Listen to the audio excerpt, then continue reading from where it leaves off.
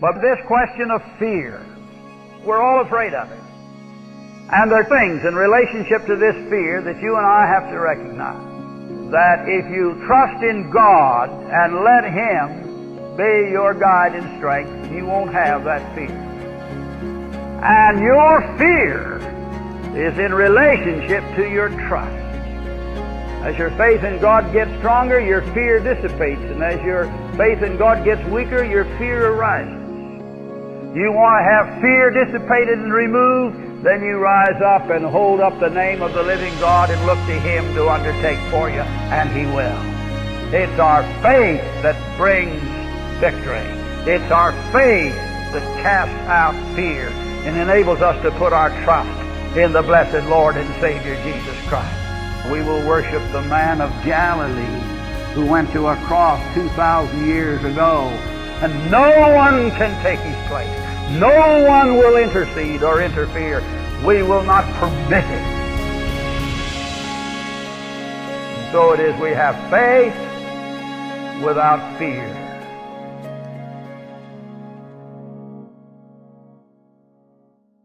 Hey everybody, hope you're doing well. This week we're coming back for one more installment of Faith Over Fear. This week we're looking at the idea of perfect love. We're drawing from 1 John chapter 4. Now the key verse we're going to be looking at is verse 18, but before we get there, I want to back up a little bit. Well, let's just read verse 18, and then we'll back up, all right? So verse 18, 1 John chapter 4. There is no fear in love, but perfect love casts out fear. For fear has to do with punishment, and whoever fears has not been perfected in love. Now, the temptation right now is we could potentially look at this and say, oh no, I'm expected to love more perfectly. And if I have fear in my life, is it because I'm not loving God as perfectly as I could? But is that really the heart of what John is writing here? Is that consistent with what we know of God's grace and God's love for us? Well, let's take a step back and put this into context. If we jump back and start at verse 13, John writes this way, by this we know that we abide in Him and He in us, because He has given us His Spirit. And we have seen and testified that the Father has sent His Son to be the Savior of the world. Whoever confesses that Jesus is the Son of God, God abides in Him and He in God. So we have come to know and to believe the love that God has for us. God is love. And whoever abides in love abides in God, and God abides in him. By this is love perfected with us, so that we may have confidence for the day of judgment, because as He is so, also are we in this world.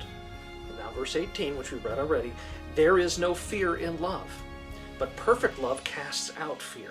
For fear has to do with punishment, and whoever fears is not perfected in love. And then continuing, we love because He first loved us. So it's not about us struggling really hard to see, hey, can I love God well enough that I can get fear out of my life? But it's more of how much of God do we have in our lives? Are we letting God in so that His love abides in us, and that love casts out fear? The perfect love here is God's love for us. He's perfecting that love in us. That's the project He's after. But it's not an expectation. It's not a threat of punishment, as verse 18 is pointing out, that we have to be concerned that if we're not loving well enough, that God will allow fear in our lives. Instead, God is saying, if you allow my love in you, I'll cast your fears out. As God abides in us and we spend time with God, it's that sense of calm you get, that in the midst of the craziness of the world, and it isn't denying, none of this is denying the craziness and the reasons why we fear, that they are legitimate, they exist, but it's as God is a part of our lives, that fear kind of heads to the background.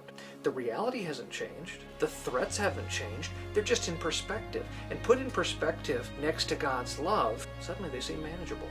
Not manageable by us, but completely and totally manageable by God. It is in God's abiding love that we're set free, that fear is cast out. It no longer holds us captive. What a blessing that is. Have a fantastic and blessed week.